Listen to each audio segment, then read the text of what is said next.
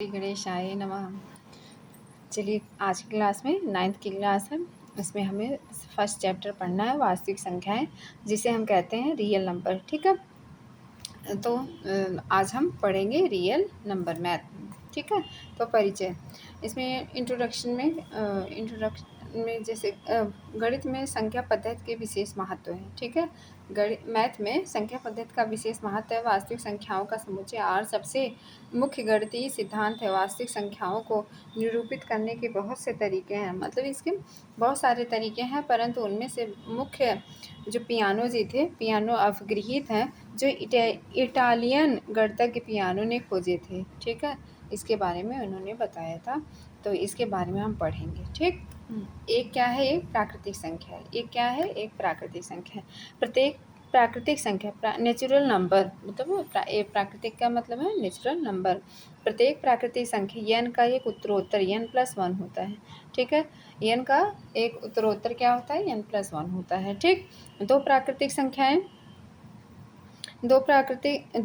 संख्याएं बराबर होती हैं यदि और केवल उनके उत्तरोत्तर क्या होते हैं, बराबर होते हैं। ठीक है, यदि उनके उत्तरोत्तर क्या हो, बराबर हो, तो वो संख्याएं क्या होती हैं, बराबर होती हैं। ठीक बेटा, और एक के अलावा प्रत्येक प्राकृतिक संख्या किसी दूसरी प्राकृतिक संख्या को उत्तरोत्तर होती है। एक में कोई संख्या, एक संख्या को छोड़ करके बाकी संख्याएं क्या होती हैं, एक दूसरे के उत्तरोत्तर होती हैं। मतलब एक में एक ऐड करेंगे 2 आएगा, n में +1 ऐड करेंगे तो इस तरीके से ये उत्तरोत्तर होंगी।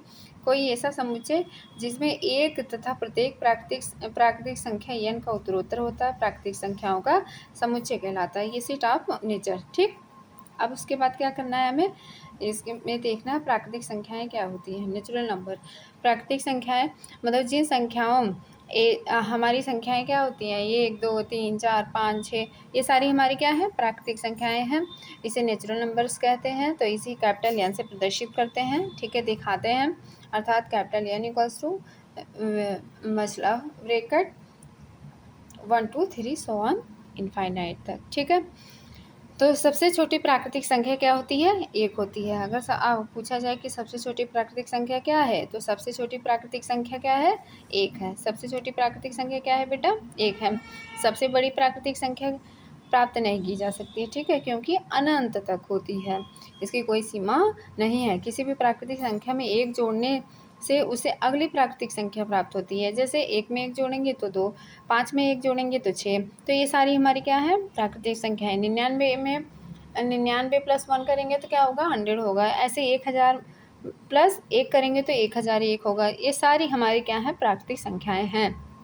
ठीक, तो क्या होगा, अर्थात दो क्रमागत प्राकृतिक संख्याओं में एक का अंतर होता है। ठीक है, मान लीजिए 1001 में से 1000 को माइनस करते हैं तो उसमें का अंतर क्या आएगा, एक आएगा। ठीक है, पूर्ण संख्याएं क्या है, होल नंबर्स को कैपिटल W से प्रदर्शित करते हैं। ठीक है, और इसमें 0 को शामिल कर लिया जाता है। ठीक है, प्राकृतिक संख्याएं नेचुरल नंबर में क्या होता है, 1 2 3 होता है, जबकि पूर्ण संख्या होल नंबर्स में क्या होता है, 0 को और ऐड कर लेते हैं। ठीक है, 0 1 2 से लेके इनफाइनाइट तक, मतलब पूर्ण संख्या मतलब नेचुरल नंबर के सारे गुण होंगे और उसमें क्या और जुड़ जाएगा, 0। ठीक है, शून्य जुड़ जाएगा। ठीक है, क्या जुड़ेगा, शून्य जुड़ेगा। तो ये हमारा क्या संख्याएं 0 1 2 3 पूर्ण संख्याएं कहलाती हैं। पूर्ण संख्याओं के समुच्चय को हम किससे प्रदर्शित करते हैं, W से प्रदर्शित करते हैं। ठीक है, क्योंकि इसको इंग्लिश में होल नंबर्स कहते हैं, इसलिए इसका कैपिटल W। ठीक, W बराबर क्या होगा, 0 1 2 3 सो ऑन इनफाइनाइट तक। ठीक है, सबसे छोटी पूर्ण संख्या क्या होती है, जो 0 होती है।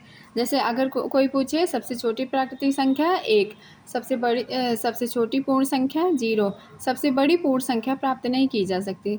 जैसे सबसे बड़ी प्राकृतिक संख्या नहीं प्राप्त की जा सकती, वैसे ही सबसे बड़ी पूर्ण संख्या प्राप्त नहीं की जा सकती। क्रमागत पूर्ण संख्याओं में सदैव एक का अंतर होता है। ठीक है, जैसे 0 1 2 3 4 5, इस तरीके से 99 100 101 102, तो इसका अंतर क्या हुआ, सिर्फ सभी का अंतर क्या हो रहा है, एक ही हो रहा है। प्रत्येक प्राकृतिक संख्या क्या होती है, पूर्ण संख्या होती है।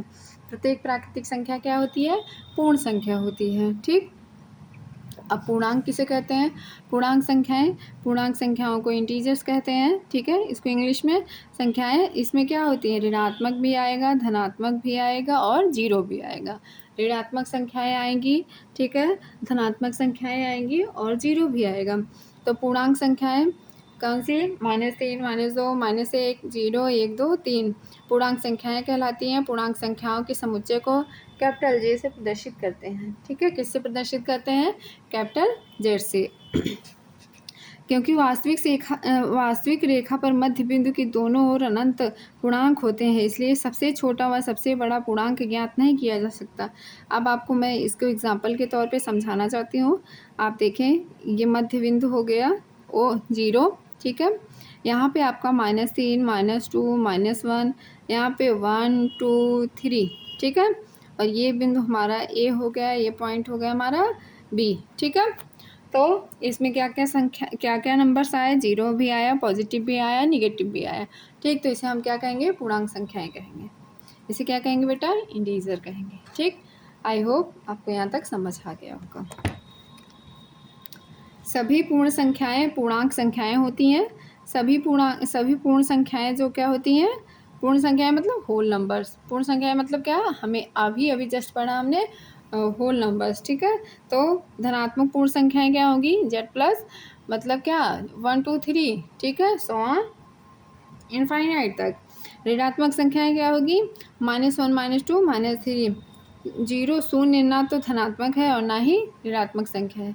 0 एक संख्या है जिसमें से घटा भी देंगे तब भी कोई फ़र्क नहीं, और प्लस भी कर देंगे तब भी कोई फ़र्क नहीं पड़ता है, ठीक है। बात करते हैं हम परिमेय संख्या किसे कहते हैं। परिमेय संख्या मतलब क्या? P/Q के रूप में जो कोई संख्या लिखी जा सके उसे हम क्या कहेंगे? परिमेय संख्या। जिसे हम P/Q के रूप में लिख सकें उसे हम क्या कहेंगे? परिमेय संख्या, ठीक है। अब प्रत्येक पूर्णांक संख्या परिमेय संख्या होती है। प्रत्येक पूर्णांक संख्या परिमेय संख्याएं होती हैं। परिमेय संख्या 0 धनात्मक व ऋणात्मक हो सकती है, ठीक है। परिमेय संख्या में भी 0 भी आएगा, मतलब माइनस भी आएगा, प्लस भी आएगा, ठीक है। और वह संख्या जो परिमेय नहीं है अपरिमेय संख्या कहलाती है, ठीक है। जो P/Q के फॉर्म में ना लिखा जा सके, ठीक है, कोई भी संख्या जिसे P/Q के रूप में नहीं लिखा जा सकता वो हमारी अपरिमेय संख्याएं होती हैं। प्रत्येक परिमेय संख्या को शांत या आवर्ती दशमलव प्रसार, इसके बारे में हम आपको आगे से डिटेल में बताएंगे, ठीक है। अपरिमेय संख्या को अशांत दशमलव प्रसार के रूप में प्रदर्शित किया जाता है। अशांत का मतलब भी जान रहे हैं, जो शांत ना हो, मतलब जो बार बार रिपीट हो, जो शब्द बार बार आते रहते हैं उन्हें अशांत कहते हैं, ठीक है। जैसे मान लीजिए यहाँ पे 1, 2, 3 है, 0.3, 3, 3, 3, 3, 3, 3, 3, मतलब इनफाइनाइट बार आएगा, तो ये अशांत है, ठीक है। और शांत का क्या मतलब है? जैसे शांत में देखते हैं 2, 3 है, इसके बाद 3, 3, ठीक है, ये हो, तो ये हमारा क्या हुआ? कुछ अंक आने के बाद ये हमारा क्या हो गया? शांत हो गया, ठीक है। वास्तविक संख्याएं क्या होती हैं? Real numbers. वास्तविक संख्याएं रियल नंबर्स। और परिमेय संख्या को क्या बोलते हैं? Rational number. और अपरिमेय संख्या को क्या बोलते हैं? इरेशनल नंबर, ठीक है। तो वास्तविक संख्या को रियल नंबर, वह संख्या जो या तो परिमेय हो या अपरिमेय हो, वास्तविक संख्या कहलाती है, ठीक है। वो संख्याएं या तो परिमेय हो या तो क्या हो? अपरिमेय हो, ठीक है। वास्तविक संख्याओं का समुच्चय को कैपिटल R से प्रदर्शित किया जाता है। किसे प्रदर्शित करते हैं? कैपिटल R से। किसे प्रदर्शित करते हैं बेटा? कैपिटल R से, ठीक है। और इसका जैसे सबसे पहले इसमें क्या आएगा? प्राकृतिक संख्याएं, नेचुरल नंबर, होल नंबर्स और इंटीजर्स, ठीक है, इंटीजर्स नंबर, ठीक है। अब इनको दो भागों में बांटा गया। कैसे? धनात्मक पूर्ण संख्याएं, ऋणात्मक पूर्ण संख्याएं। और इसमें क्या होंगी? प्राकृतिक संख्याएं, पूर्ण संख्याएं, पूर्णांक संख्याएं, ये मिलेंगी किससे? परिमेय संख्याएं मिल के बनेंगी, ठीक। परिमेय संख्याओं से क्या बनेगा? हमारा अपरिमेय संख्याएं और वास्तविक संख्याएं, परिमेय संख्याएं और वास्तविक संख्याएं, ठीक। तो इस तरीके से ये सारी चीज़ें होती हैं। आपके यहाँ पे दिया गया है क्या? वास्तविक संख्याएं वो संख्याएं होंगी जो या तो परिमेय हो या अपरिमेय हो वास्तविक संख्या कहलाती हैं। मतलब इनमें सारे गुणधर्म आएंगे, पूर्ण संख्या के, प्राकृतिक संख्या के, पूर्णांक संख्या के, ऋणात्मक पूर्णांक के, धनात्मक पूर्णांक के, अपरिमेय के, परिमेय संख्या के, वास्तविक संख्या के। ठीक इस तरीके से ये क्या होंगी, इसे हम क्या कहेंगे, वास्तविक संख्या। ठीक है, इसे हम क्या कहेंगे बेटा, वास्तविक संख्या। क्योंकि प्रत्येक परिमेय एवं अपरिमेय संख्याओं को संख्या रेखा पर प्रदर्शित किया जा सकता है, इसलिए संख्या रेखा को वास्तविक संख्या रेखा भी कहते हैं। इसलिए इसे क्या कहते हैं, वास्तविक संख्या रेखा भी कहते हैं। ठीक है, क्योंकि प्रत्येक परिमेय एवं अपरिमेय संख्याओं को संख्या रेखा पर प्रदर्शित किया जा सकता है, इसलिए संख्या रेखा को वास्तविक संख्या रेखा भी कहते हैं। ठीक है, ये सारी चीज़ें हैं। तो अब हम बात करते हैं परिमेय संख्याओं का दशमलव निरूपण कैसे करते हैं। परिमेय संख्याओं का दशमलव निरूपण कैसे करते हैं, इसके बारे में हम जानेंगे। ठीक है, सबसे पहले क्या होता है, प्रत्येक परिमेय संख्या का दशमलव निरूपण इस प्रकार हो सकता है। जैसे देखिए, आपको हम दिखाते हैं। ये है हमारा क्या, 3। मान लीजिए एक एग्जाम्पल, फॉर द एग्जाम्पल ले लेते हैं 3/4। 3/4 को हम 4 को भाग करेंगे 3 से, तो यहाँ पे क्या करेंगे, 0, यहाँ भी 0 बढ़ा देते हैं, ये भाग का नियम है। ठीक है, तो 7 चौक 28, 7 चौक 28। ठीक है, यहाँ पे क्या आया, 2, तो यहाँ पे हम 1 0 और बढ़ा देंगे, तो 4 पंचे 20, 4 पंचे 20, तो ये हो गया, आपस में कट गया। तो 0 दशमलव क्या आया बेटा, 7 5। तो ये क्या माना जाएगा, ये शांत है, ये शांत दशमलव माना जाएगा। क्यों माना जाएगा, इसके ऊपर बार नहीं लगाना है, सॉरी। 0.75 क्यों माना जाएगा, क्योंकि जो है कुछ संख्या आने के बाद ये मतलब क्या हो गया, एक पूरी तरीके से विभाजित हो गया और ये शांत हो गया। ठीक, तो हमारा क्या हुआ, ये दशमलव के बाद अंकों की संख्या इसमें क्या है, सीमित है। तो इस तरीके से ये क्या बना हमारा, परिमेय संख्याओं का दशमलव निरूपण में शांत या अवसानी दशमलव हुआ। शांत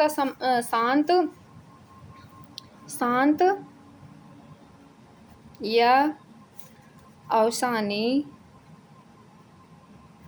दशमलव को टर्मिनेटिंग डेसिमल्स कहते हैं। क्या कहते हैं, टर्मिनल्स कहते हैं, सॉरी, टर्म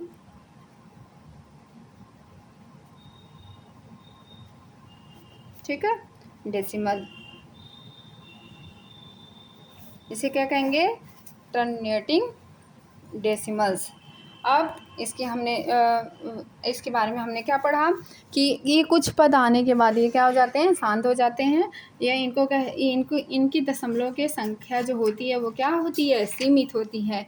इनकी दशमलव संख्या क्या होती है, सीमित होती है। ठीक है, अब मान लीजिए फॉर द एग्जांपल और ले लेते हैं, इसको हम देख लेते हैं। क्या, दूसरा एग्जांपल मान लीजिए हमने ले लिया 5/8। ठीक है, तो 8 को डिवाइड जैसे करना है किस में, 5 में, तो 1 0 बढ़ा लेंगे, फिर यहाँ पे भी 0 बढ़ जाएगा, तो क्या हुआ, 8 पंचे 40, 8 छंग 48। ठीक है, 8 छंग 48, यहाँ पे क्या बचा, 2, तो यहाँ पे आया 20, 8 दूनी 16, 8 दूनी 16, 4, 8 पंचे 40, 8 पंचे 40।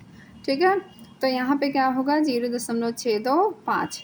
एक हमारे क्या हुआ, इसमें अंकों की संख्या क्या है, सीमित है, अंकों की संख्या क्या है, सीमित है। अब अगर यहीं पे आ जाता 0.625, 5 5 5 5, मतलब इस तरीके से आता रहता, तो ये हमारी संख्याएं सीमित नहीं थी, क्या थी, ये असीमित थी, तो यही हमारा क्या हो जाता है, ये अशांत हो जाता। ठीक है, तो आपको समझ आ गया होगा।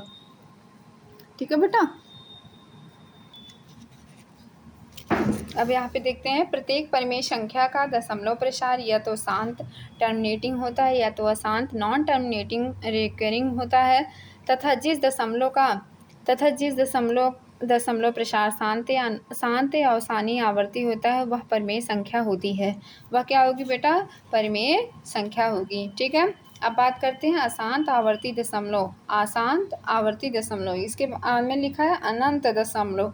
क्या लिखा है, अनंत दशमलव। Non terminating repeating decimal, non terminating repeating decimals, infinite decimals, एक अशांत दशमलव जिसमें दशमलव के बाद अंकों की संख्या सीमित न हो, साथ ही अंकों के एक समूह का क्रमानुसार मतलब पुनरावृत्ति होती रहती है, आवर्ती दशमलव कहलाता है या अशांत आवर्ती दशमलव कहलाता है। एक बार फिर से सुन लें। एक अशांत दशमलव, ठीक है। अशांत से मतलब आपको पता चल गया कि इसके संख्याएं सीमित नहीं रहेंगी, ठीक है, जिसमें दशमलव के बाद अंकों की संख्या सीमित ना हो, ठीक है। अंकों के एक समूह की क्रम अनुसार पुनरावृत्ति होती हो, ठीक है, आवर्ती दशमलव कहलाता है। अब इसको हम आपको एग्जाम्पल के थ्रू समझाते हैं, ठीक है। जैसे आप देखें 1/3, फॉर द एग्जाम्पल 1/3 ले लें। 1/3 में क्या होगा, 3 को भाग करेंगे किससे, 1 में। 3 को भाग करेंगे किस में, 1 में बेटा। तो अब यहाँ पे 0 बढ़ा लें, यहाँ पे क्या हो गया 0, ठीक है। अब 3 त्रिका 9, 3 त्रिका 9, यहाँ पे क्या बचा 1, तो 3 त्रिका 9, ठीक। फिर यहाँ पे कितना बचा, 1 बचा। तो हम क्या देख रहे हैं, इस तरीके से संख्याएं क्या होंगी, बढ़ती चली जाएंगी और शेषफल 1 आता चला जाएगा, ठीक। तो हमारा ये क्या हुआ, 3 अंकों की, यहाँ पे हम देख सकते हैं 3 अंकों की बार बार पुनरावृत्ति हो रही है, ठीक है। ये सीमित नहीं है और क्या हो रहा है, ये समाप्त भी नहीं हो रहा है, ठीक है। तो इस तरीके से ये क्या कहा जाएगा, अशांत, ठीक। इसलिए क्या कहा जाएगा बेटा, अशांत आवर्ती दशमलव, अशांत आवर्ती दशमलव, क्या कहा जाएगा बेटा, अशांत आवर्ती दशमलव, ठीक बेटा। अब हम आपको हम यहाँ पे दिखाते हैं, किसी अशांत आवर्ती दशमलव में जिस अंक या समूह को बार बार लिखा जाता है वह उसका आवर्त या काल पीरियड कहलाता है, ठीक है। किसी अशांत आवर्ती दशमलव में जिस अंक या समूह को बार बार लिखा जाता है उसे हम आवर्त या काल कहते हैं, ठीक बेटा। अब देखो यहाँ 7/22, ठीक है, क्या आया, इसको डिवाइड करेंगे तो आएगा 0.318818 के लिए काल का आवर्तकाल क्या है, 18 है, ठीक है, क्योंकि ये इसमें 18 बार बार रिपीटेशन हो रही है, इसमें 18 की बार बार क्या हो रही है बेटा, रिपीटेशन हो रही है, बार बार ये संख्याएं बार बार आ रही हैं। तो ये हमारा क्या आवर्त क्या हुआ, 18 हुआ, ठीक है। पीरियड क्या हुआ, 18 हुआ, ठीक है। अब इसे क्या, जैसे दूसरा देखिए 33/26, इसको जब डिवाइड करेंगे तो 1.26923076923007, ये क्या हुआ, इसमें बार बार संख्याएं क्या देख रहे हैं हम, रिपीटेशन हो रही हैं, ठीक है, रिपीटेशन हो रही हैं। तो इसके लिए काल या आवर्त क्या होगा, 692307 है, 692307 है, क्योंकि ये संख्याएं बार बार क्या हो रही हैं, रिपीट हो रही हैं। तो इसका आवर्त या काल क्या होगा, 692307 होगा, ठीक। अब इसे बोलेंगे हम, चलिए अब पढ़ते हैं आज अशांत अनौशानी आवर्ती दशमलव का रूपांतर। Conservation of non terminating repeating decimal, इसे इंग्लिश में बोलते हैं, ठीक है। अशांत अनौशानी आवर्ती दशमलव का रूपांतरण। अशांत आवर्ती दशमलव 2 प्रकार के होते हैं। पहला शुद्ध आवर्ती दशमलव प्योर रिकरिंग डेसिमल, दूसरा मिश्र आवर्ती दशमलव मिक्स्ड रिकरिंग डेसिमल्स। अब हम बात करते हैं फर्स्ट वाले की, शुद्ध आवर्ती दशमलव प्योर रिकरिंग डेसिमल। वह दशमलव संख्या जिसमें दशमलव चिन्ह के बाद सभी अंकों की पुनरावृत्ति होती है। वह दशमलव संख्या जिसमें दशमलव चिन्ह के बाद सभी अंकों की पुनरावृत्ति होती है। 0.44, 0.685, 0.44, 0.685, इसके ऊपर सबके ऊपर देखो क्या लगा हुआ है, बार लगा हुआ है, ठीक है। तो ये क्या है, शुद्ध आवर्ती दशमलव। अब फिर से देखते हैं, वह दशमलव संख्या जिसमें दशमलव चिन्ह के बाद सभी अंकों की पुनरावृत्ति होती है। जिन अंकों की पुनरावृत्ति की जाती है उन्हीं अंकों के ऊपर बार लगाया जाता है। जिन अंकों की पुनरावृत्ति की जाती है उन्हीं अंकों जिन अंकों की बार बार रिपीटेशन होती है या बार बार आते हैं, तो उन्हीं संख्याओं के ऊपर, उन्हीं नंबर्स के ऊपर हम क्या लगाते हैं, बार लगाते हैं। क्या लगाते हैं, बार। तो बार मीन्स क्या हुआ, ये पाई। ठीक ठीक है, इस तरीके से। मिश्र आवर्ती दशमलव, मिश्र आवर्ती दशमलव क्या है, mixed recurring decimal, mixed recurring decimal, mixed recurring decimal. ठीक, वह दशमलव संख्या जिसमें दशमलव चिन्ह के बाद कम से कम एक अंक ऐसा हो जिसकी पुनरावृत्ति ना हुई हो। एक ऐसी संख्या जो दशमलव के बाद उसमें पुनरावृत्ति ना हुई हो, वो हमारी मिश्र आवर्ती दशमलव या मिक्स्ड रिकरिंग डेसिमल्स कहलाता है। मिक्स्ड रिकरिंग डेसिमल्स कहलाता है। वह दशमलव संख्या जिसमें दशमलव चिन्ह के बाद कम से कम एक अंक ऐसा हो जिसकी पुनरावृत्ति, मतलब जो संख्या एक ऐसी संख्या हो जिसकी पुनरावृत्ति, एक ऐसी संख्या हो जिसकी पुनरावृत्ति सिर्फ क्या हो, ना हुई हो। मतलब पुनरावृत्ति ना आई हुई मतलब वो आया ना हो। ठीक है, एक बार आने के बाद वो संख्या दोबारा से आई ना हो या रिपीट ना हुई हो। अब एग्जाम्पल देखते हैं। 0.42 के ऊपर बार, 2 के ऊपर क्या लगा बेटा, बार। और 0.485, अब 85 के ऊपर बार लगा हुआ है। आप ध्यान से देखें, ना तो 4 के ऊपर ना ही 0.4 के ऊपर लगा हुआ है। तो ये हमारी संख्या क्या हो गई, मिश्र आवर्ती दशमलव हो गई। ये हमारी संख्या क्या हो गई, मिश्र आवर्ती दशमलव हो गई। इसे हम क्या बोलेंगे, mixed recurring decimal, mixed recurring decimals कहते हैं। इन्हें क्या कहेंगे बेटा, मिक्स्ड रिकरिंग डेसिमल्स कहते हैं। अशांत या अनवसानी आवर्ती दशमलव को परिमेय संख्या के रूप में लिखने के लिए कुछ विधियां हैं, उनका हम प्रयोग करेंगे। उन विधियों का हम क्या करेंगे, प्रयोग करेंगे। उन विधियों के बारे में हम आपको डिटेल से बताएंगे। अब हम पढ़ते हैं अपरिमेय संख्याएं। परिमेय संख्याएं हमने पढ़ा, जिसे P/Q के रूप में लिखा जाता है। अपरिमेय संख्या उसका जस्ट अपोजिट होता है। अपरिमेय संख्याओं को क्या कहते हैं, रैशनल नंबर। परिमेय संख्याओं को रैशनल नंबर कहते हैं। हम इसमें जानते हैं कि वह संख्या जिसमें m/n m belongs to zn not equals to 0 के रूप में व्यक्त नहीं किया जा सकता, अपरिमेय संख्याएं कहलाती हैं। मतलब आप वह संख्या जिसे P/Q के फॉर्म में ना लिखा जा सके या m/n के फॉर्म में ना लिखा जा सके, वो संख्याएं क्या होंगी, वो संख्याएं हमारी अपरिमेय संख्याएं होंगी। ठीक है बेटा, वह संख्या जो परिमेय नहीं है, वह संख्या जो क्या है, परिमेय नहीं है, वो संख्याएं क्या हैं, अपरिमेय संख्या कहलाती हैं। वह संख्याएं, ठीक है, ये दूसरी डेफिनेशन हो गई। वह संख्याएं जो परिमेय नहीं है वो क्या होंगी, अपरिमेय होंगी। ठीक है, सीधा सा। और तीसरी डेफिनेशन है, वह संख्याएं जिनके दशमलव प्रसार अशांत अनावर्ती, नॉन टर्मिनेटिंग, नॉन रिकरिंग है, वह अपरिमेय संख्याएं कहलाती हैं। वह संख्याएं जिनके दशमलव प्रसार अशांत अनावर्ती, नॉन टर्मिनेटिंग, नॉन रिकरिंग है, वह अपरिमेय संख्या कहलाती हैं। For the example √2, √3, √5, √6, 4, √3। ठीक है, सब में कॉमा है क्योंकि मिक्स होकर के सारी अलग अलग संख्याएं मतलब कि कुछ और बन जाएंगी।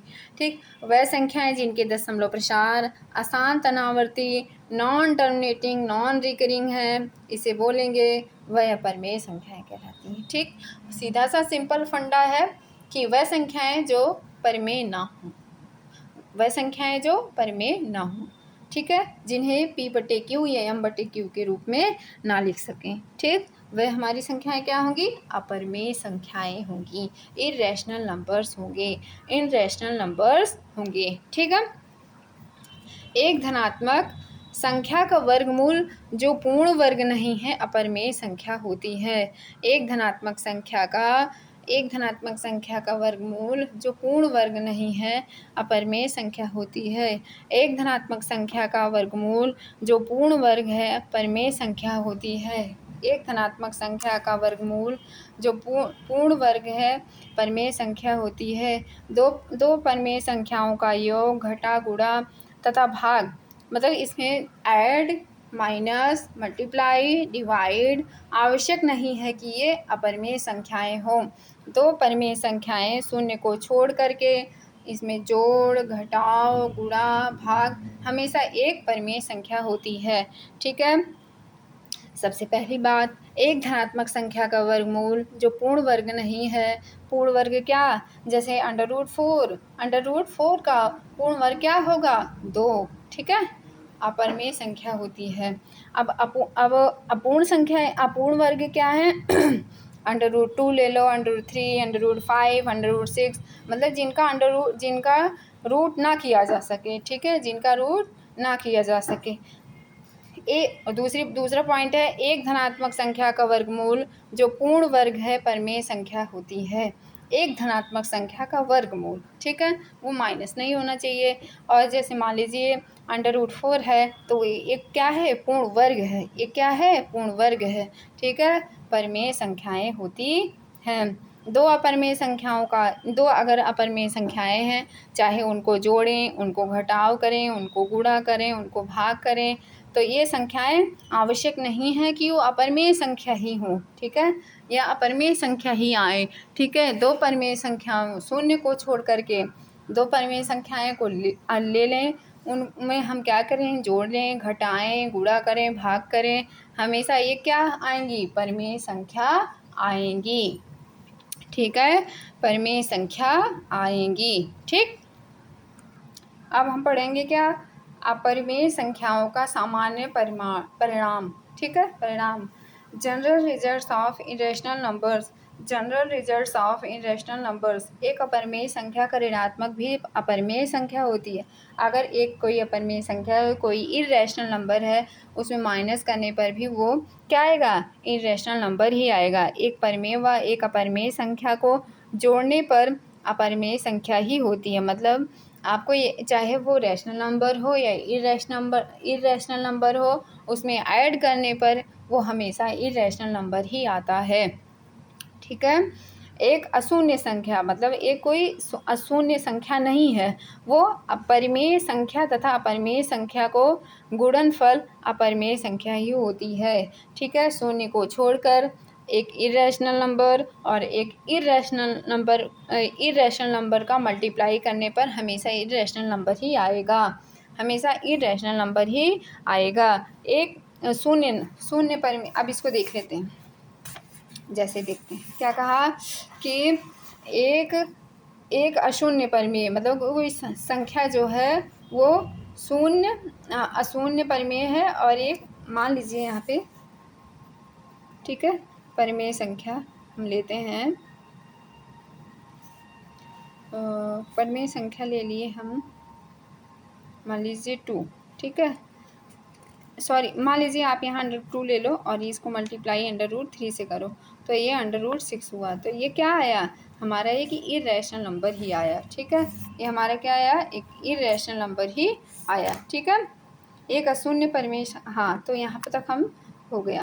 शून्य क्या है? शून्य हमारा क्या है? एक परिमेय संख्या है। पूछा जाए कि शून्य कैसी संख्या है? शून्य एक परिमेय संख्या है। शून्य क्या है बेटा?